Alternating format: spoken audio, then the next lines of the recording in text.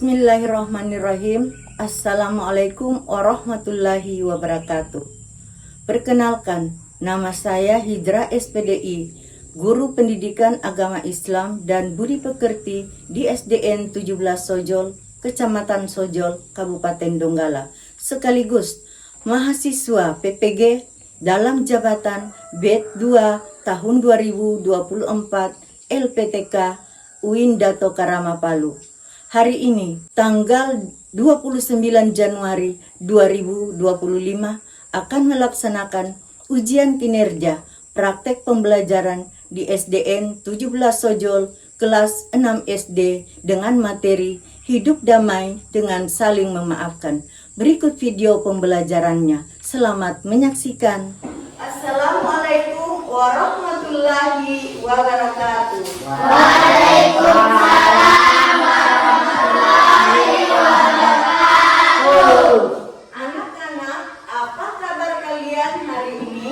Alhamdulillah, luar biasa, tetap semangat, Allahu Akbar.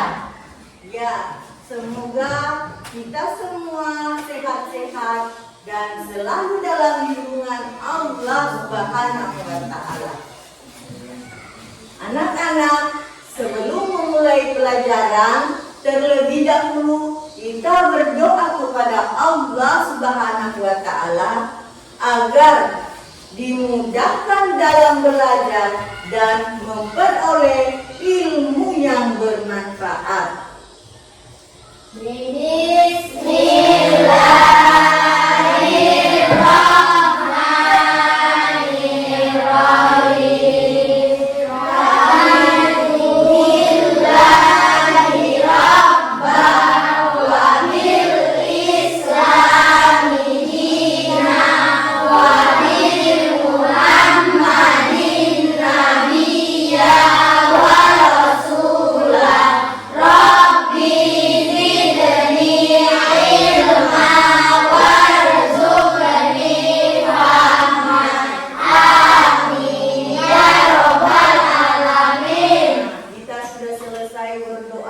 Sekarang Ibu akan mengecek siapa di antara kalian yang tidak hadir hari ini.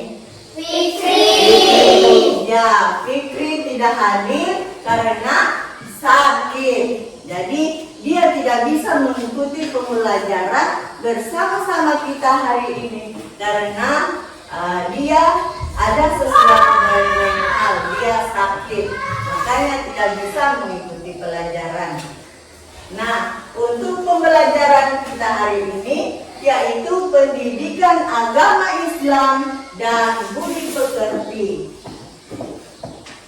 yaitu pada bab 3 tentang hidup damai dengan saling memaafkan. Nah, sekarang ada tujuan pembelajaran kita pada hari ini. Yang pertama, peserta didik memahami pengertian memaafkan dan pentingnya menyatakan penyesalan.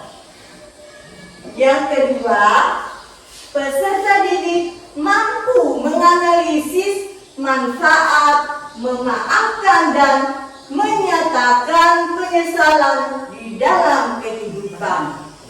Dan yang ketiga, peserta didik dapat mempraktekkan setiap sikap memaafkan melalui simulasi dialog atau cerita.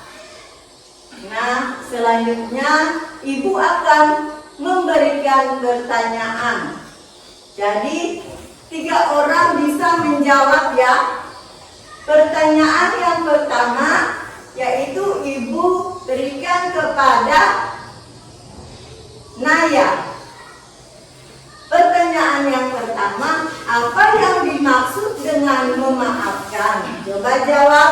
Memaafkan adalah sikap atau tindakan yang merupakan yang melalui apa yang kita katakan yang dapat kita memaafkan kepada seseorang. Ya, bagus. Dan selanjutnya pertanyaan yang kedua. Pertanyaan yang kedua yaitu diberikan kepada Arika. Arika bisa menjawabnya ya. Pertanyaan kedua, mengapa kita perlu menyatakan penyesalan setelah melakukan kesalahan? Karena penyesalan juga dapat membantu memperbaiki hubungan yang rusak akibat kesalahan. Ya, bagus. Nah, sekarang pertanyaan yang terakhir. Boleh Cinta yang menjawabnya. Pertanyaan yang ketiga, bagaimana sikap saling memaafkan dapat menciptakan perdamaian? Dengan cara menghilangkan dendam, kebencian, dan konflik di antara sesama manusia. Ya, bagus. Jadi kalian semua bisa menjawabnya dengan bagus. Nah, anak-anak, apabila kita meminta maaf ataupun memaafkan kesalahan orang lain, kita harus melakukannya dengan sungguh-sungguh dan dengan hati yang ikhlas. Karena keikhlasan dan kesungguhan itulah membuat hati kita menjadi tentram dan membuat hati kita menjadi lebih tenang. Karena Allah Subhanahu wa Ta'ala Maha Pemaaf. Allah dan Maha Kuasa. Allah pasti memaafkan siapa saja hambanya yang mau bertaubat ataupun meminta maaf. Apalagi kita sebagai manusia biasa. Kita sebagai hamba Allah yang beriman, kita pun harus bisa memaafkan siapa saja yang meminta maaf kepada kita. Dan marilah kita selalu berbuat baik kepada sesama dan selalu memaafkan setiap kesalahan orang lain. Nah, anak-anak, ada gambar. Ya, anak-anak ibu sekalian, ayo amati gambar ini. Apa yang ada dalam gambar ini? Coba siapa bisa menjelaskan? Coba. Apa yang ada dalam gambar itu? Ayo. Dua orang yang saling maaf-memaafkan. Ya, yang laki-laki. Coba, gambar yang sedang apa itu? Gambar yang sedang memaafkan. Ya, jadi gambar ini menunjukkan ada dua orang anak yang saling bersalaman. Nah, yang intinya ada anak yang sedang meminta maaf atas kesalahannya dan ada pula anak yang memaafkan kesalahan temannya. Jadi itu inti dari gambar ini. Dan selanjutnya kita pasti sering mendengar kata maaf ya, hanya bercanda, atau oh maaf tidak sengaja. Nah, kadang orang pula berkata sorry ya, atau sorry bro. Siapa pernah mendengar kata seperti ini? Siapa? Ya, suaranya tidak ada. Saya. Nah, kata ini adalah kata yang selalu kita ungkapkan, sudah menjadi kebiasaan sebagai ungkapan dalam kehidupan sehari-hari. Dan kata maaf ini merupakan salah satu kata ajaib yang selalu diucapkan dan melekat dalam etika kehidupan kita. Dan maaf ini sangat mudah diucapkan, tetapi sulit untuk dipraktekkan. Mengapa dikatakan sangat mudah diucapkan, tapi sulit untuk dipraktekkan? Karena sudah menjadi kebiasaan, kalau orang-orang itu membuat kesalahan, dia hanya berkata, maaf ya, sorry ya, tidak sengaja. Nah, itu hanya sekedar perkataannya, sekedar ucapannya, tapi dia tidak langsung mempraktekannya dengan tingkah lakunya atau dengan gerakannya. Nah, contohnya, ibu sedang berdiri, kemudian ada teman yang lewat. Teman tadi tidak sengaja menyenggol bahunya ibu. Nah, dia langsung balik, langsung mengatakan, maaf ya, tidak sengaja. Nah, dia langsung pergi. Itu hanya dikatakan sebagai ucapan saja. Tetapi kalau dia mempraktekkan langsung, nah, si teman tadi yang menyenggol ibu, dia langsung datang minta maaf. Maaf ya. Kemudian dia saling salam kepada ibu tadi. Dia mengambil tangannya ibu, kemudian saling dan berkata, maafkan atas kesalahan saya. Kemudian ibu menjawab, ya, dengan senang hati saya memaafkannya. Nah, itu seperti contohnya tadi, seperti yang ada pada gambar tadi. Berarti dia sangat mudah diucapkan kata maaf itu, dan mudah juga dipraktekkan.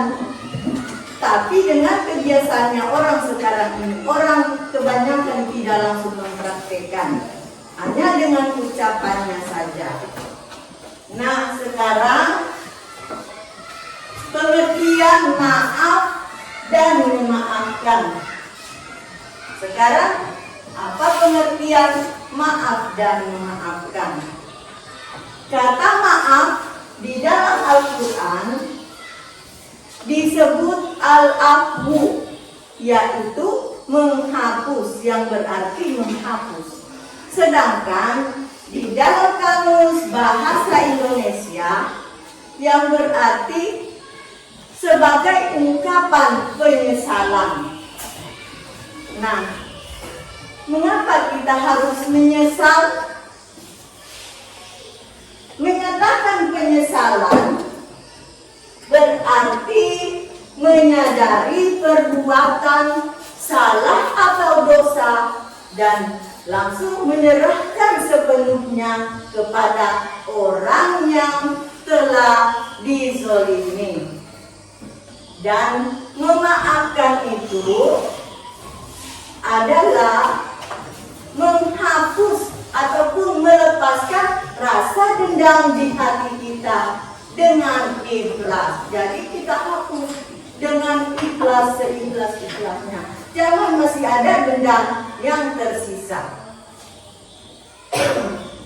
Sekarang pentingkah menyatakan penyesalan? Menyatakan penyesalan adalah membutuhkan jiwa kesatria. Berani berbuat berarti berani pula bertanggung jawab. Jadi siapa yang berbuat berani, berarti dialah yang bertanggung jawab atas kesalahannya. Hanya seorang pengecut saja yang tidak mau mengakui kesalahannya, karena dia menganggap dirinya lah yang benar, baik dari perkataan maupun dari perbuatannya. Nah, sekarang ada syarat-syarat menyatakan penyesalan yang baik.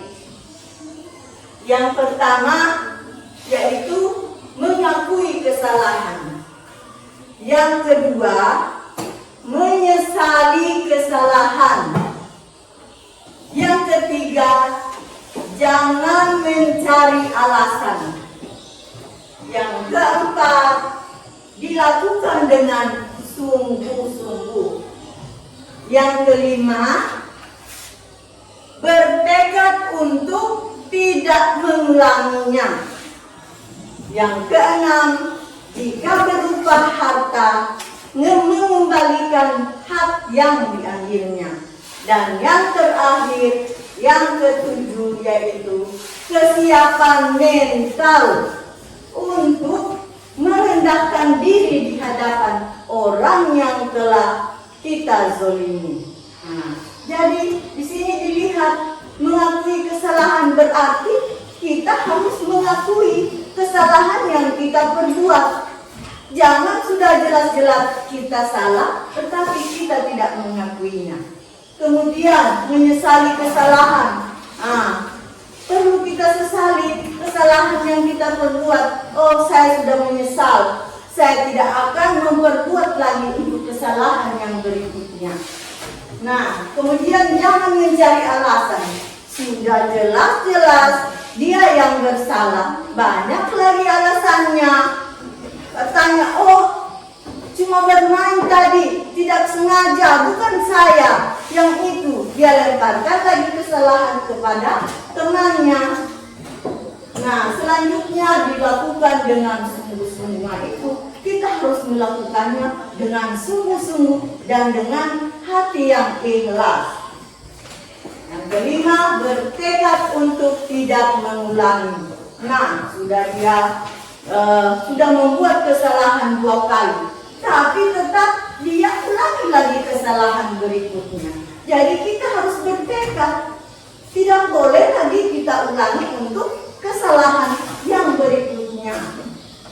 Nah, selanjutnya, jika berupa harta, mengembalikan hak yang diambilnya. Contohnya, kamu sudah mengambil barang orang lain. Nah, kamu ambil, lalu kau tidak kembalikan. Nah, kau tidak kembalikan kepada yang punya barang. Nah, itu tidak boleh. Tidak boleh diambil haknya orang lain. Kembalikanlah kepada orang yang lebih berhak. Nah, selanjutnya, kesiapan mental untuk merendahkan diri di hadapan orang yang telah dizolimi. Nah, kita harus siap mental. Jangan sudah merasa dirinya orang kaya, orang yang berilmu. Nah, orang yang dia sakiti ini cuma orang miskin, orang biasa. Dia tidak mau memberi maaf. Dia tidak mau meminta maaf kepada orang yang dizalimi tadi, karena dia pikir cuma orang kecil, saya tidak mau meminta maaf. Nah, itu tidak boleh. Tidak boleh ya. Sekalinya kita orang kaya, dia orang miskin, kita tidak mau meminta maaf kepadanya. Itu tidak boleh. Karena di hadapan Allah Subhanahu wa Ta'ala, di mata Allah Subhanahu wa Ta'ala, kita semua sama. Jadi tidak ada yang kaya, tidak ada yang miskin. Nah, itu sekarang ibu lihat sudah ada yang garuk-garuk ya. Untuk selanjutnya ibu kita akan menyanyi dulu dengan tepuk anak soleh supaya kalian lebih bersemangat. Ya, ayo 1, 2, 3. Tepuk anak soleh. Aku anak soleh, rajin sholat, rajin ngaji. Sayang mama, sayang papa, cinta Quran sampai mati. La ilaha illallah Muhammadar Rasulullah. Yes. Nah, sekarang ibu lihat sudah bersemangat semua. Sekarang kita lanjutkan lagi sedikit ya. Mengapa harus memaafkan? Nah, anak-anak, orang yang mampu memaafkan kesalahan orang lain itu adalah salah satu ciri orang yang bertakwa. Nah, itu berarti kalau kita memaafkan kesalahan orang lain, kita termasuk anak yang baik, anak yang soleh. Anak yang baik dan anak yang soleh itu adalah salah satu ciri orang yang bertakwa. Nah, itu.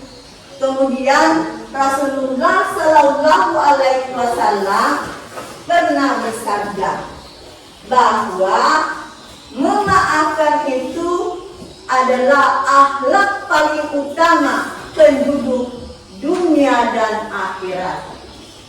Sedangkan nilai pemberian maaf itu melebihi dari nilai sedekah harta. Jadi anak-anak, kalau ada teman atau kerabat yang datang meminta maaf kepada kita, kita harus cepat memaafkannya karena pahalanya itu sangat besar. Pahala memaafkan itu sangat besar.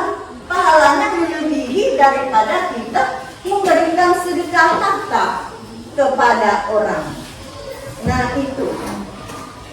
Sekarang ada syarat-syarat dan adab memberi maaf yang baik.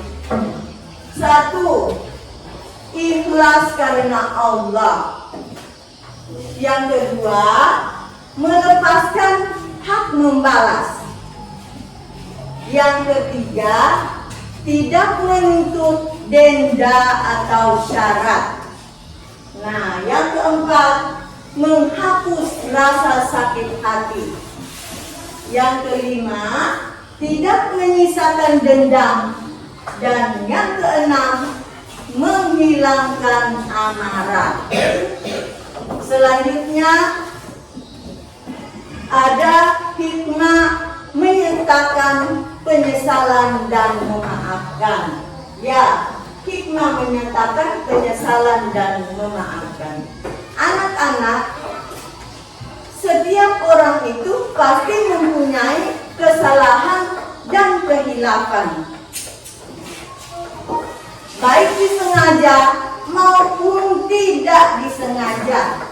Terkadang perkataan kita, perbuatan kita, ataupun tingkah laku kita menjadi orang lain merasa tidak nyaman, sehingga timbullah rasa bersalah pada diri kita.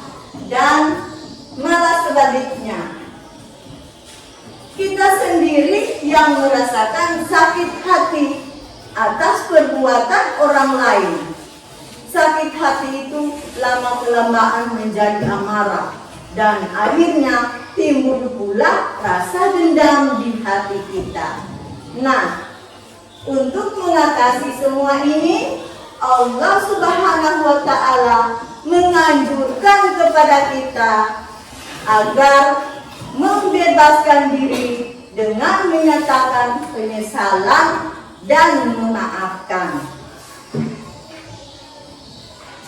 Nah, selanjutnya hikmah menyatakan penyesalan yang Allah telah janjikan.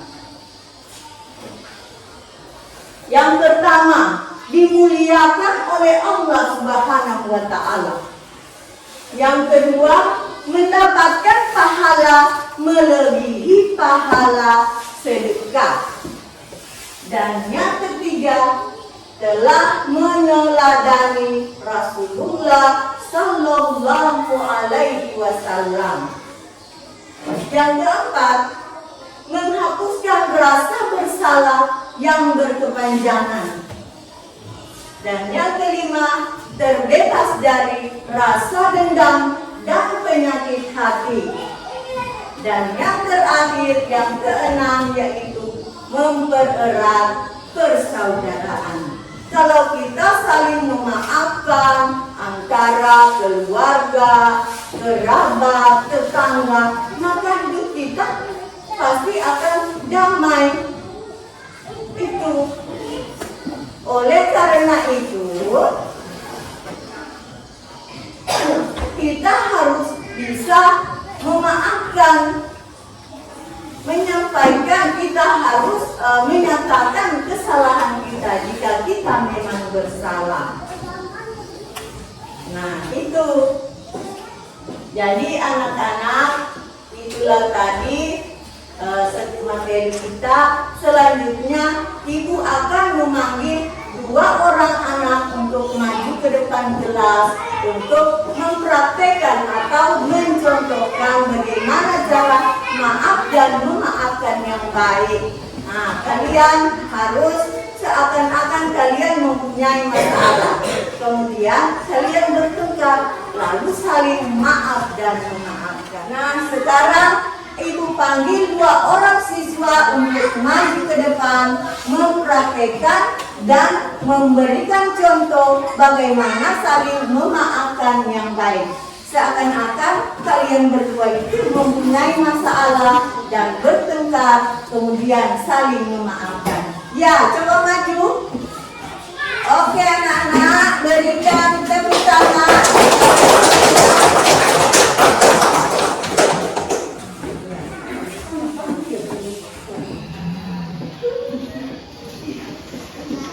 Happy, sini kau.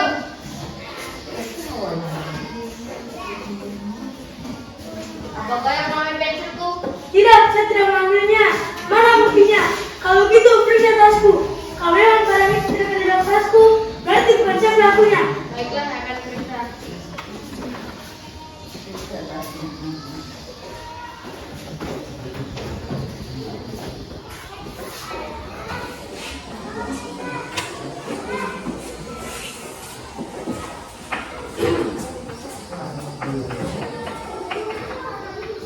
Ternyata tidak ada pensilnya. Bukan kamu pelakunya. Maaf ya. Maafkan atas kesalahan saya. Baiklah, dengan senang hati, saya memaafkanmu. Nah, sekarang berikan aplaus kepada saya.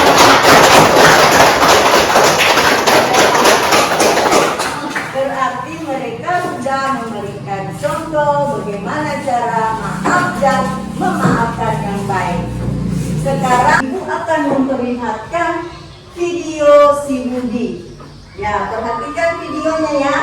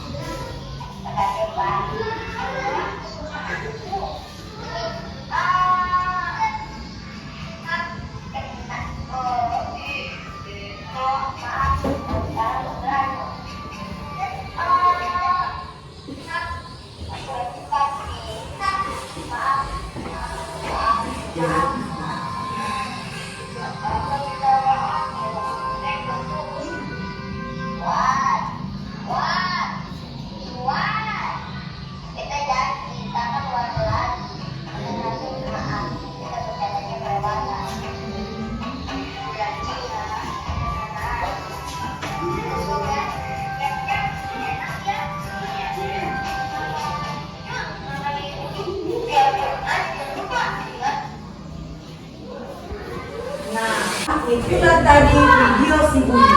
Bagaimana seorang anak memperlakukan tingkah lakunya yang tidak baik kepada seorang temannya. Jadi kita tidak bisa meniru tingkah laku seperti itu. Nah, di sini dia meminta maaf setelah temannya sakit hati dan pergi. Kemudian si Budi meminta maaf dan terjadilah saling maaf dan memaafkan. Nah, itulah tadi video si Budi. Selanjutnya, ibu akan membagi kelompok kalian atas 4 kelompok. Nah, sudah masing-masing ada kelompoknya. Nah, di sini ibu akan memberikan tugas. Memberikan tugas kepada kalian. Tugas itu kalian kerjakan secara berkelompok. Kemudian disetor sama ibu. Nah, untuk nilainya Ibu akan bagikan setelah pertemuan berikutnya. Tunggu ya, ini tugasnya. Berkelompok ya. Dikerjakan sama-sama. Karena ini adalah tugas kelompok.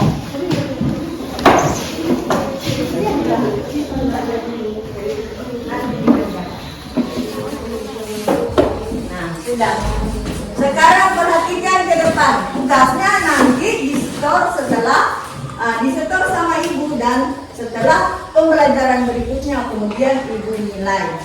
Nah, jadi anak-anak setelah melihat video tadi, kalian bisa menanggapi, masing-masing kelompok bisa menanggapi apa masalah yang ada pada video tadi.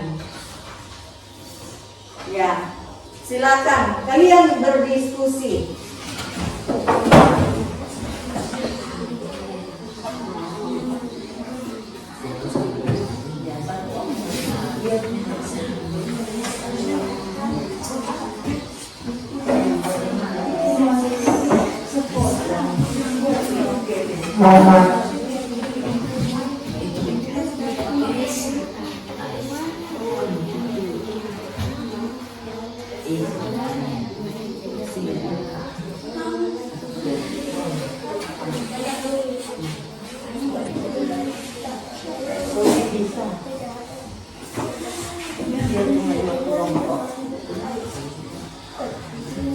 Boleh?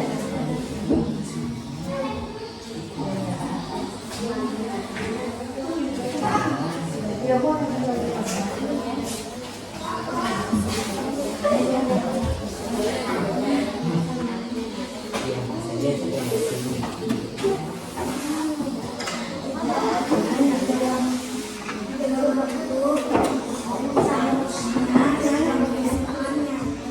Ya, boleh Andi.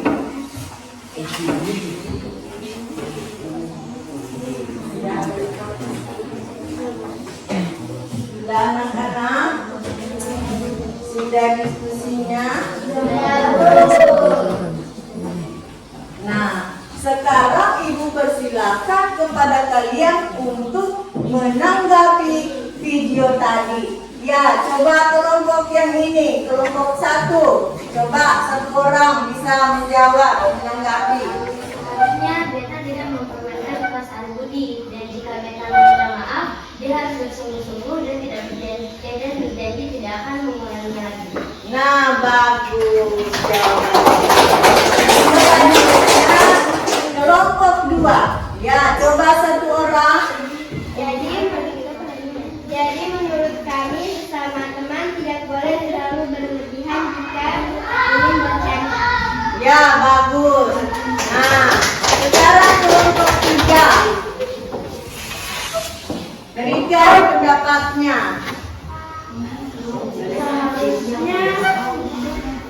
Dia tidak mengganggu temannya.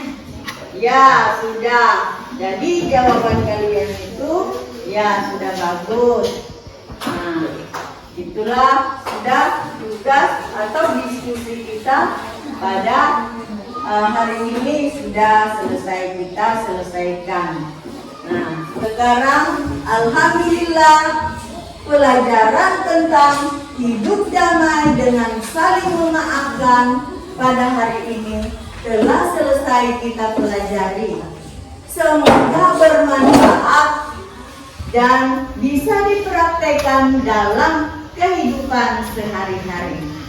Ibu akhiri, wassalamualaikum warahmatullahi wabarakatuh. Waalaikumsalam.